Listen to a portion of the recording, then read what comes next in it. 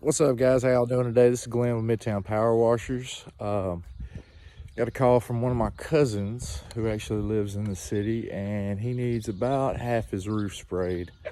So we've got let's see, he's got a beautiful home right up here. It's just the north side, so and then right over here, and then there's one little spot on the other side of this garage that we're gonna hit.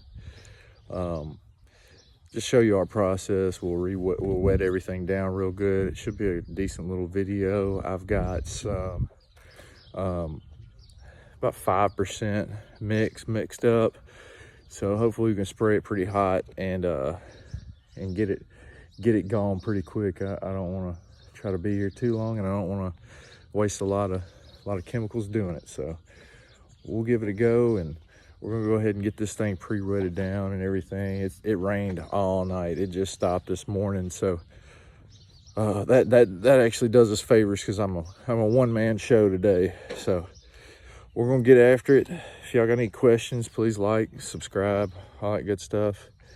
We'll show you how we get it done.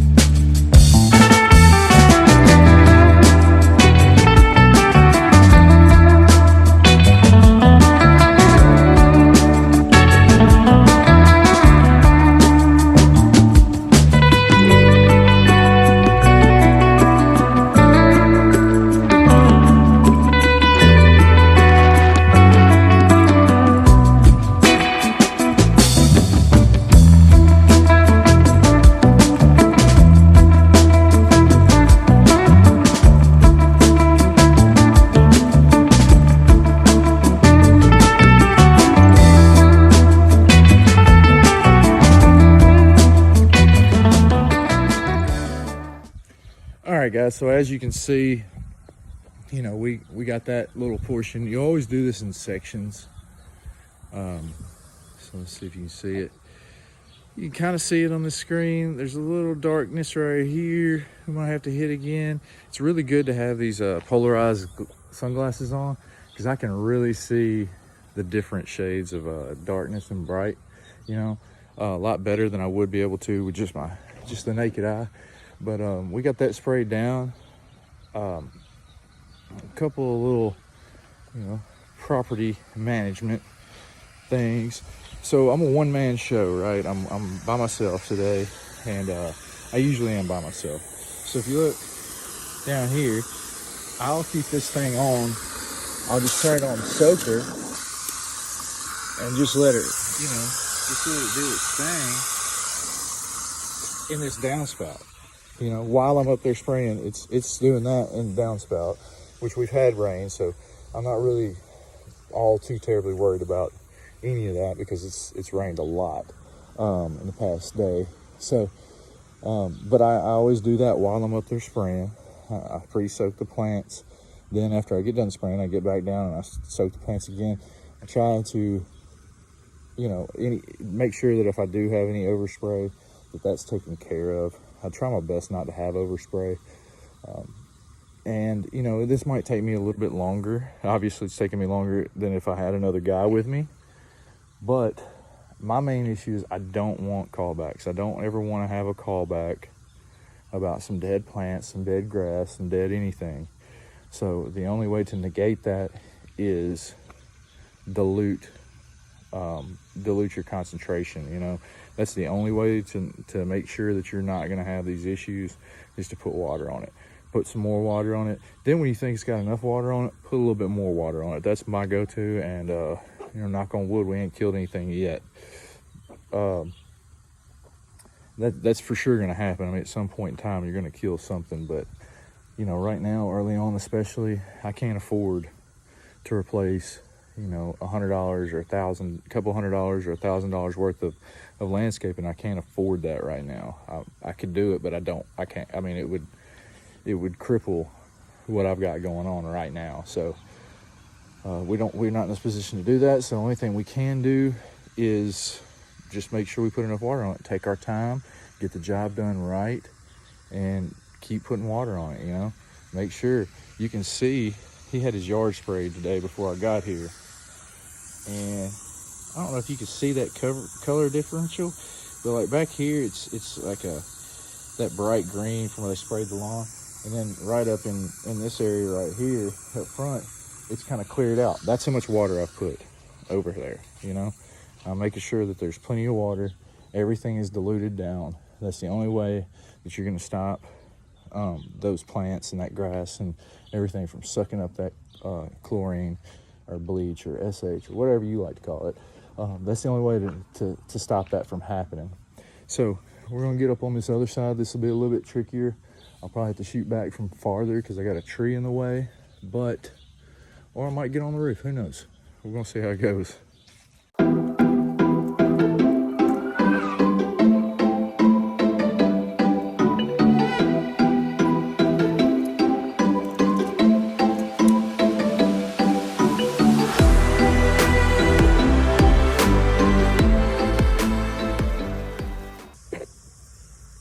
Boys, we're done now.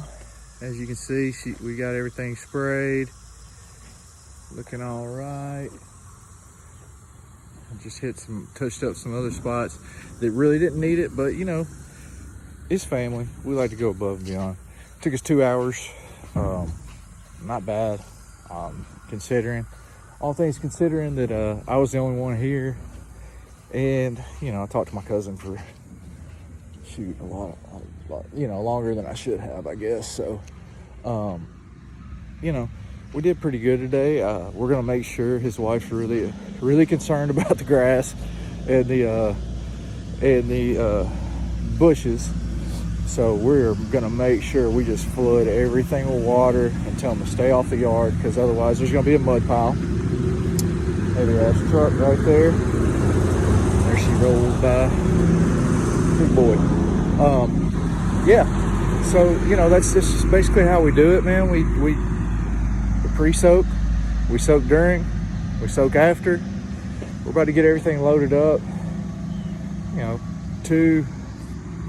probably take me 15 minutes to get everything, all the hoses and stuff up. Not a bad day's work though. You know, we still made $300 off of a half a house wash, which is not bad.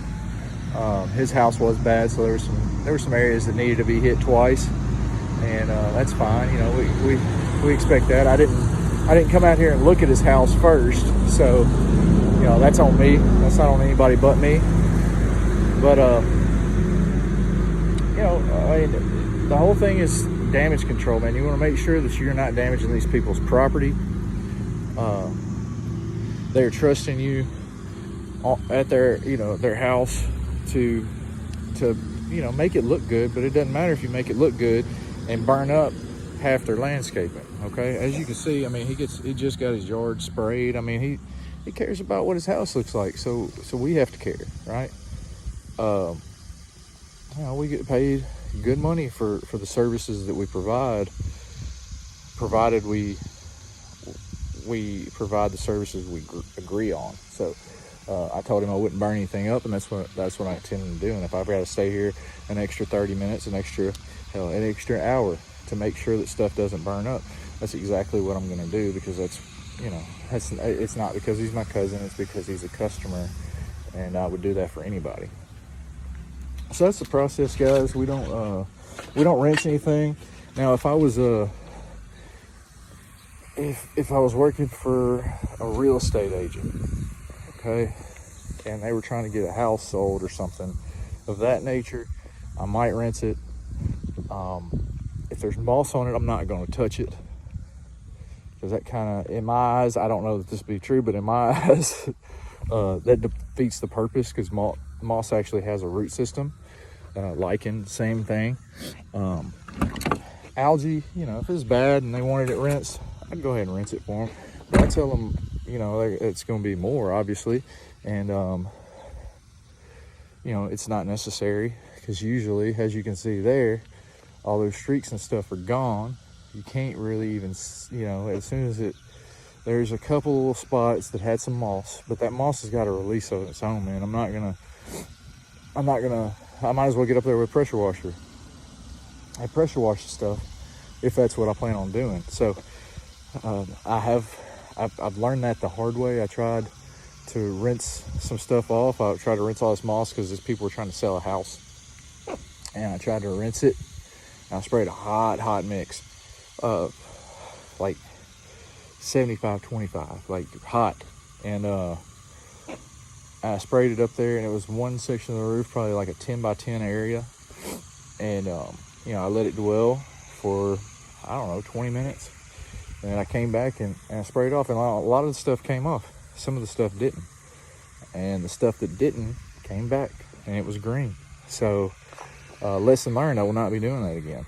You know, I had to go back out and spray the house, and you know, that's just the knocks that we take sometimes learning this whole gig. So, man, if you want to spray roofs, just make sure that you realize that how damaging you can be. Pressure washing in general, you can damage somebody's house and stuff, and you can mess up concrete, and you know, if it's new or whatever. But man, when you're spraying this stuff at a really high ratio, it will burn stuff up quick. I've watched, you know, you do a couple of these and you watch moss and literally in seconds start turning white. Now, maybe I'm spraying too hot, but I don't like to wait, so I spray hot. You know what I mean? I also don't want to get a call back about, oh, I got streaks on my roof. No, we're going to take care of that. We're going to make sure you ain't got no streaks on your roof. So anyway, y'all be easy, man. I appreciate you watching. Please like, subscribe again. I don't know if I already said it or not. You know, it's just something kind of fun I'm doing, and I hope it helps some people out. If you got questions, comments, there's a spot for that too. Y'all take it easy. Peace. All right, guys, so this is the last thing we do for the day. We've already got everything loaded up, ready to go. We've got a 5-gallon bucket out here. We're filling up with water. We're gonna pull our drop tube out. We pull it out. Now, I like to take this and run it back into the machine. All right, just push as much as I can through,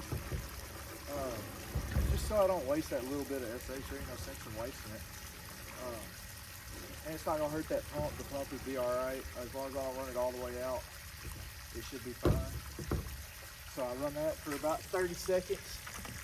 Then I'll take my drop tube and I'll drop it in this bucket of water. And I run it out here. And it'll start sucking up water. And there it goes. And now we're pulling water. And you know, I'll leave this hose in there, and I'll just set it right here.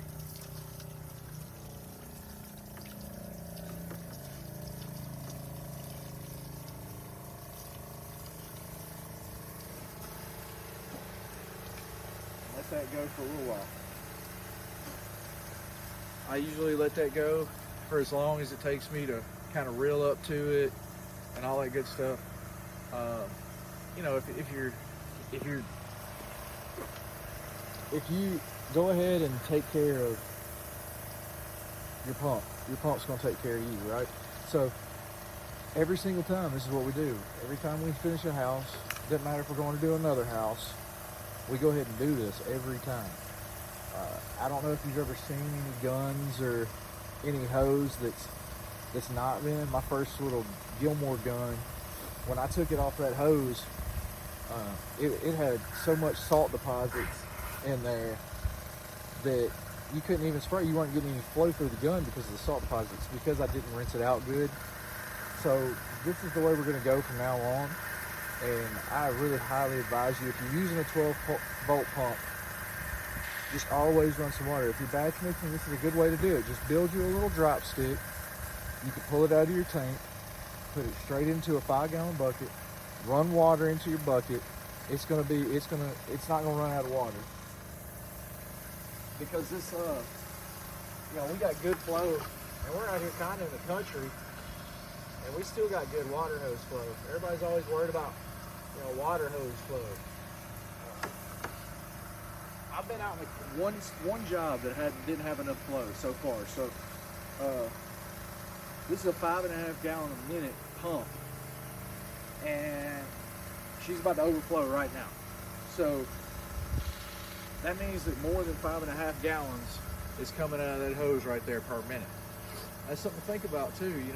We run these buffer tanks and this, that, and the other for, I don't personally because I don't need it, but the guys with 8-gallon minutes and stuff, you got a 300-gallon tank. Well, unless you're transporting 300 gallons of water, which there are jobs that call for that. There's jobs. So I guess it's better to have it and not need it than need it to not have it. But if you're a guy like me with a 5x8, I can't fit that on a trailer. I can't. But my axle ain't even rated for that much weight, so I have to really watch what I'm doing. This 100-gallon tank is perfect. And even when we go to a proportioner, we're probably going to just use this 100-gallon tank as our water tank, and then we'll have like a 65-gallon for our sodium hypochlorite. And then, later on, if we get a flatbed, if we get that flatbed situation worked out like I want to, then, I can have me a 200-gallon water tank. I don't think I'd ever need anything bigger than that. I try to keep everything in mind for growth, like as far as when we do get an 8-gallon a minute, because that's the next step up, that's the next move for us. So, I try to keep that in mind. Like, I don't want to have to buy all new everything just because I'm upgrading somewhere. So, this drop stick is very important. I don't know if you can see this hose right down here. It's right there. That's going out of the bulkhead. And that's really the only reason why I foresee ever needing a bulkhead. I'll whenever I do get to a point where I have an 8-gallon a minute, I'll run that bulkhead to the 8-gallon. I'll probably have a Y split off. That way I can also, drain water if I need to. But, other than that, I really don't need it, man. I don't need to use that. I don't use that for really anything right now. When I first set this up, I had that actually going into my pump, and it works just fine. But this is a better setup. Like, the options for me to rinse out my pump aren't there. What am I going to do? I'm going to drain this all the way out, empty, fill it up with water. Like, it just doesn't make sense. I got a 5-gallon bucket right here that works just fine. It works perfect. So, set yours up how you want, but this is kind of how we do things. It's working out for us so far. We're accomplishing the goal, which is, rinsing our pump out when we're done. So, not necessarily pretty, but it works and it's efficient, So, I appreciate y'all watching today, man. Y'all take it easy. Be safe. Peace.